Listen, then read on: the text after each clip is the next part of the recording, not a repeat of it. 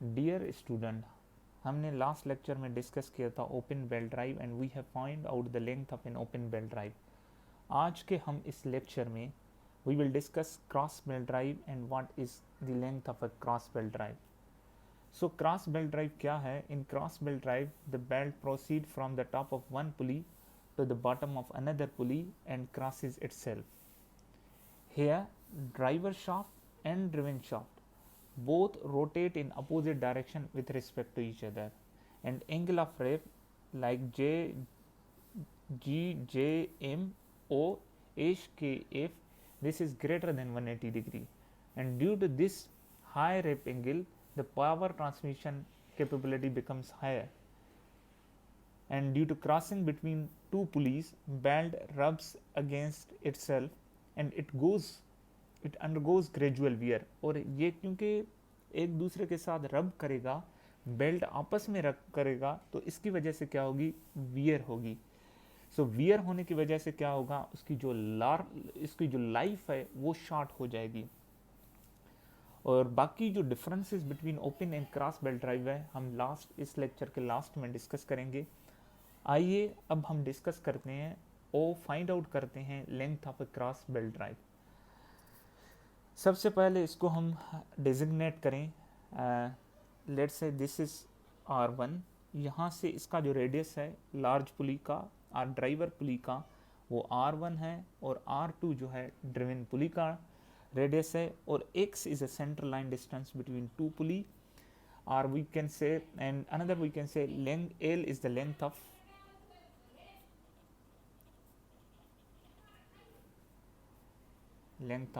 the belt,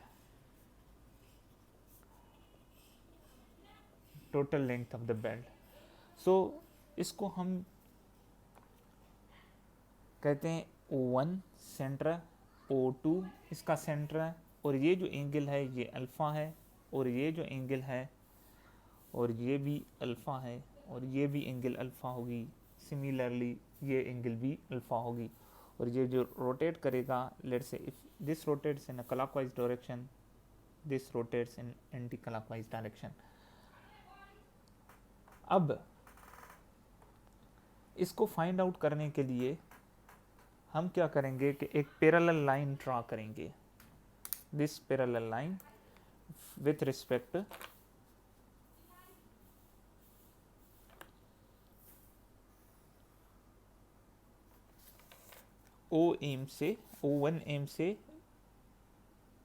O1E से हम एक parallel line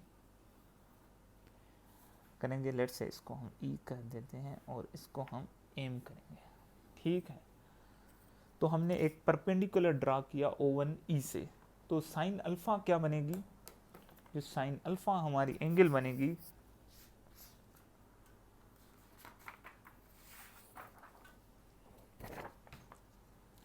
sine alpha, sign किसके बराबर होती है? परपेंडिकुलर अपॉन ये जो है।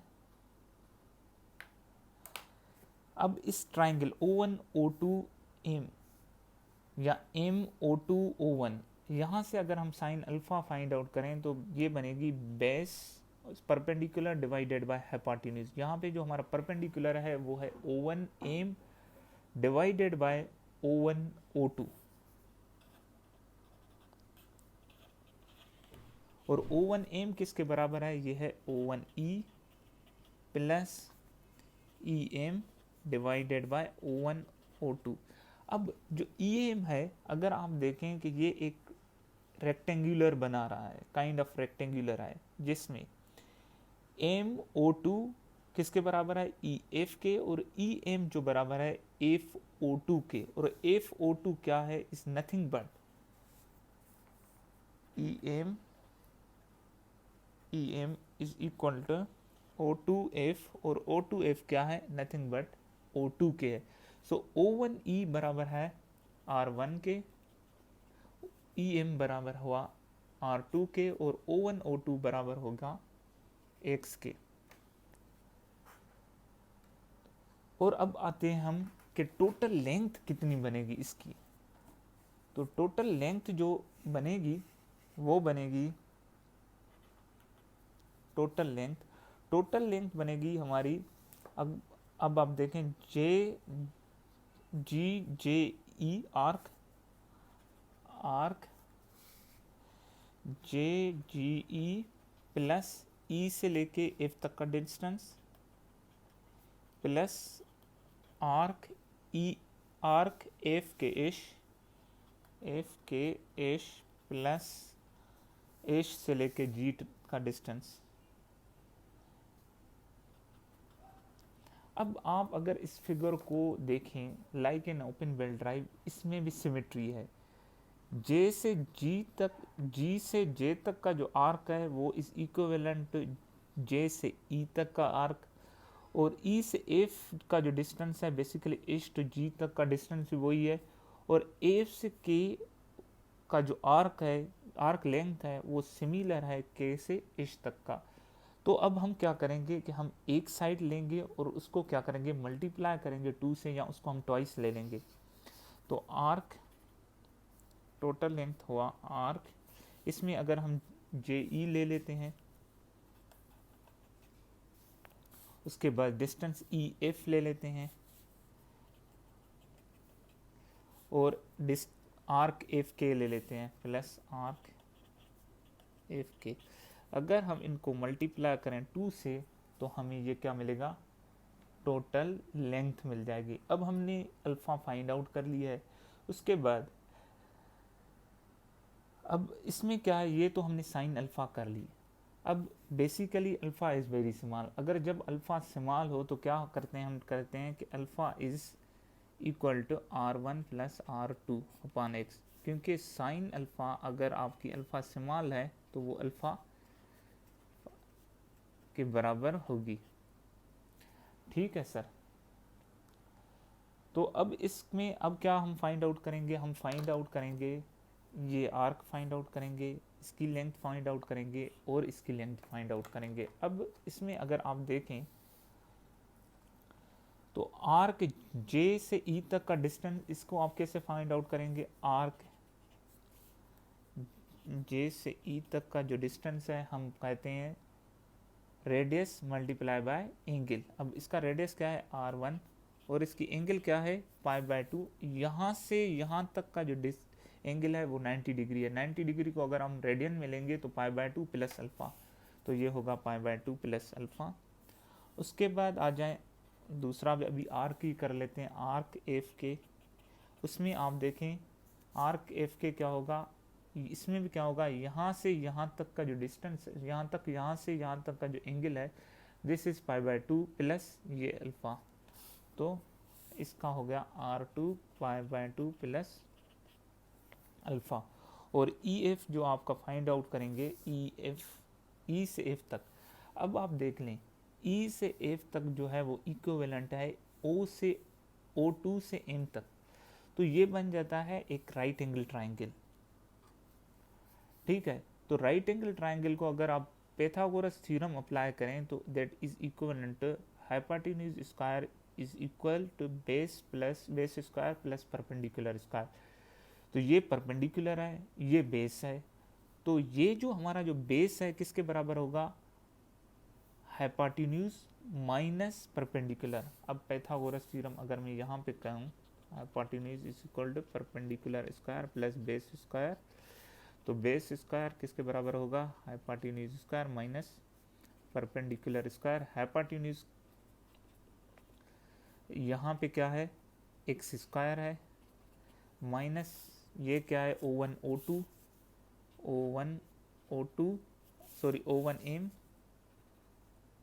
स्क्वायर, और बी किसके बराबर है, एम से एच तक या ई से एफ तक। तो हमारा जो ई से एफ तक का जो डिस्टेंस होगा वो होगा basically x square minus O1m किसके बराबर है, R1 प्लस R2 के स्क्वायर। तो ई एफ हमें जो मिला वो मिला हमें बेसिकली ये स्क्वायर है, वो मिला हमें x square minus R1 plus R2 square.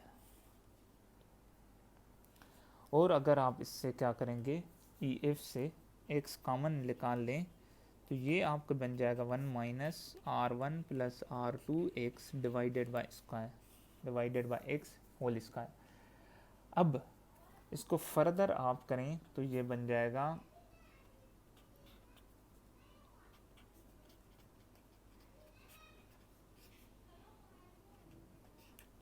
अगर आप इसको बायनॉमियल थ्योरम से एक्सपांड करें, एक्सपांडिंग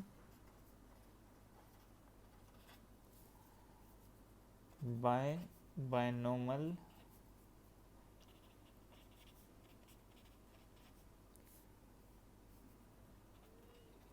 तो EF जो बन जाएगा x, अब देखें यहाँ से x स्क्वायर बाहर निकालनी थी तो x क्या होगी, ये x बन जाएगी और ये x बन जाएगी। तो ये बन जाएगा x 1 minus 1/2 R1 plus R2 upon x square plus, तो अब इसको अगर आप सिंप्लीफाई करें x इसके साथ मल्टीप्लाई होगी माइनस 1.2 x स्क्वायर के साथ जो है क्रॉस करेगी x, तो ये होगा R1 plus R2 square divided by x, तो ये 2x बन जाएगा। तो बेसिकली ये बन जाएगा x minus 1/2x R1 plus R2 whole square. तो अब टोटल लेंथ के फाइंड आउट करने के लिए ये एक तो ये यहाँ पे पुट करेंगे इस इक्वेशन में, इस इक्वेशन 1 कह दें, इक्वेशन 1 में पुट करेंगे a के वैल्यू को, b के वैल्यू को और ये c के वैल्यू को, इन तीनों को इक्वेशन नंबर 1 में पुट करेंगे तो we will find out the total length.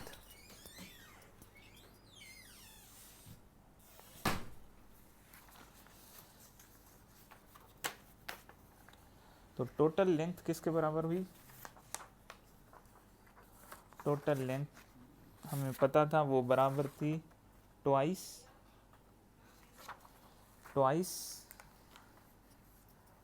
हमें पता था वो ट्वाइस आर्क जे ई, तो जे ई किसके बराबर है R1 π/2 plus alpha, R1 π/2 plus alpha plus F के सॉरी ई एफ क्या है x minus R1 plus R2 divided by 2x square के और आर्क एफ के, तो आर्क एफ के क्या है R2 π/2 प्लस अल्फा। तो ये हमारी हो गई टोटल लेंथ। अब हम इसको क्या करेंगे कि सिंपलीफाई करेंगे, तो 2R1 इंटू π/2 प्लस R1 अल्फा plus x1 minus R1 plus R2 whole square upon 2x plus R2 into π/2 plus R2 अल्फा। अब देखें ये टर्म और ये टर्म इनसे कॉमन निकाल दें π/2, तो आपको π/2 R1 प्लस R2 मिलेगा और इससे अल्फ़ा अगर निकाल लें तो आपको मिलेगा R1 plus R2 plus x minus R1 plus R2 square divided bye 2x। अब 2 को मल्टीप्लाई कर दें, इसको सिंप्लीफाई कर दें, तो ये बन जाएगा पाई R1 plus R2 plus 2 alpha R1 plus R2 plus 2x minus R1 plus R2 square upon x, क्योंकि यहाँ पे क्या होगा कि 2 जो है ये डिवीजन में है वो मल्टीप्लिकेशन में। अब हमने फाइंड आउट किया था सबसे पहले अल्फ़ा का वैल्यू, इस अल्फ़ा को हम पहले फाइंड आउट कर चुके हैं। अल्फ़ा किसके बराबर है, ये है R1 plus R2 divided by x। तो अल्फ़ा, अब इसका वैल्यू पुट आउट करेंगे तो लेंथ किसके बराबर हो गई pi R1 plus R2 plus 2 R1 plus R2 upon x R1 plus R2 plus 2x minus R1 plus R2 whole square divided by x। तो ये हमें मिल गया। और अगर आप इसको फर्दर सिंप्लीफाई करें पाई r1 प्लस r2, अब देखें ये क्या होगा, +2r1 plus r2 whole square divided by x plus 2x minus r1 plus r2। अब आप देखें ये 2 है ये 1 है, ये दोनों टर्म सिमिलर है, तो 2 से 1 माइनस होगा तो 1 बचेगा। तो फर्दर आप इसको लिख लें पाई r1 plus r2 plus 2x plus r1 plus r2 square upon x। हमने इसको रीअरेंज कर लिया, इसको इधर पहले रख लिया, इसको बाद में रख लिया। तो इन टर्म्स ऑफ ये पुली रेडियाई है, in terms of pulley radii है। लेकिन अगर आप इसको in terms of A diameter लिखना चाहें तो आप लिख सकते हैं। r किसके बराबर है, d/2 के, तो यहाँ पे भी d1 plus d/2 d1/2 plus d2/2, 2 बाहर निकाल लेंगे, plus 2x plus d1 plus d2, क्योंकि इसमें स्क्वायर आ जाएगा तो यहाँ पे ये 4x हो जाएगा। ये इन टर्म्स ऑफ पुली डायामीटरस है, पुली डायामीटरस। ये हमें 2 इक्वेशन मिलेंगी।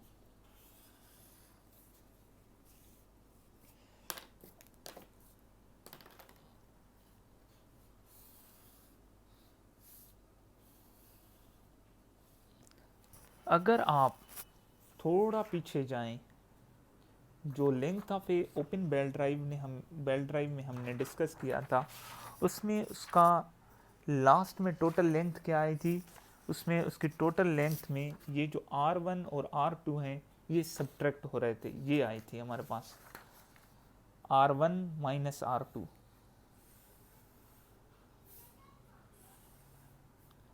इसमें बाकी इक्वेशन तो सेम आ रही है, लेकिन ये जो क्रॉस बेल्ट ड्राइव है, लेकिन यहाँ पे प्लस आ रहा है। इसका मतलब ये है कि जब ये आपस में एड होंगे क्रॉस बेल्ट ड्राइव में तो लेंथ क्या होगी, इंक्रीज होगी। तो क्रॉस बेल्ट ड्राइव में हमें क्या होगा कि मोर लेंथ हमें अचीव होगी। तो जो क्रॉस बेल्ट ड्राइव की जो बेल्ट की लेंथ है वो ज़्यादा होगी ओपन बेल्ट ड्राइव से। अब लास्ट में हम डिस्कस करते हैं कि ओपन बेल्ट ड्राइव और क्रॉस बेल्ट ड्राइव में बेसिकली क्या डिफरेंस है। इस स्लाइड में सबसे पहले हम फर्स्ट पॉइंट है, in open belt drive the belt proceed from the top of one pulley to the top of another pulley without crossing. अब हमने लास्ट में डिस्कस किया था कि जो ओपन बेल्ट ड्राइव है उसमें एक पुली के टॉप से दूसरे पुली के टॉप तक जाएगा, लेकिन क्रॉस बेल्ट ड्राइव में इस तरह नहीं है।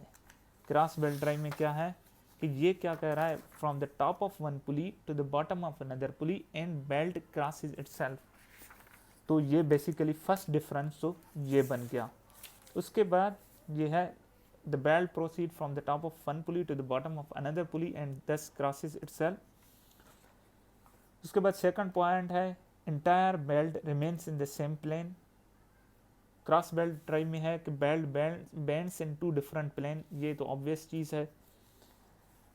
In open belt drive driver and driven shaft rotate in the same direction. अब देखें कि ये बोथ जो हैं ये सेम डायरेक्शन में रोटेट करेंगे, लेकिन यहाँ पे बोथ अपोजिट डायरेक्शन में रोटेट करेंगे। उसके बाद एंगल ऑफ रेप और contact angle between the belt and pulley is always below 180 degree. यहाँ पे जो कॉन्टेक्ट एंगल होगी ओपन बेल्ट ड्राइव में वो 180 डिग्री से कम होगी, लेकिन क्रॉस बेल्ट ड्राइव में वो ज़्यादा होगी। और ज़्यादा होने की वजह से क्या होगा कि पावर ट्रांसमिशन हमारी ज़्यादा होगी। So due to the smaller wrap angle power transmission capability is also lower, और पावर ट्रांसमिशन कैपेबिलिटी जो है वो हायर होगी।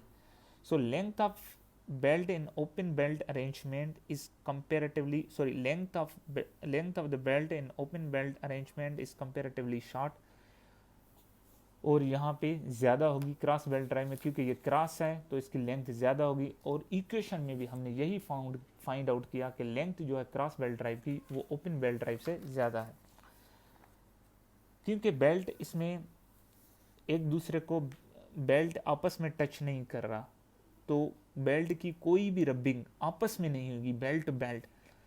सो जो उसकी लाइफ है वो ज़्यादा होगी।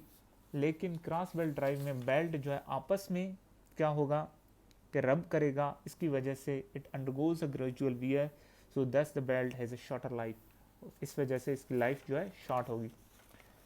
अब in between two pulleys belt vibrates when centre distance is more. अब ये चीज़ कॉमन है ओपन बेल्ट ड्राइव में, उसमें वाइब्रेशन ज़्यादा होगी। जैसे जैसे पुली का सेंटर लाइन डिस्टेंस अगर हम इंक्रीज करेंगे तो विपिंग इफेक्ट होगा, आप कह सकते हैं कि वाइब्रेशन ज़्यादा होगी। लेकिन जो क्रॉस बेल्ट ड्राइव है it is free from such vibration, और इसमें इस किस्म की कोई भी विपिंग वगैरह नहीं होती। तो बेसिकली ये कॉमन जो डिस्टेंसेस हैं, कॉमन जो डिफरेंसेस हैं ओपन और क्रॉस बेल्ट ड्राइव में, वो हमने डिस्कस किए। सो इन अनदर लेक्चर जो नेक्स्ट हमारा वीडियो है उसमें हम डिस्कस करेंगे power transmitted by the belt and ratio of a driving tension for a flat belt drive. So आज के लेक्चर के लिए इतना ही काफ़ी है। Thank you very much.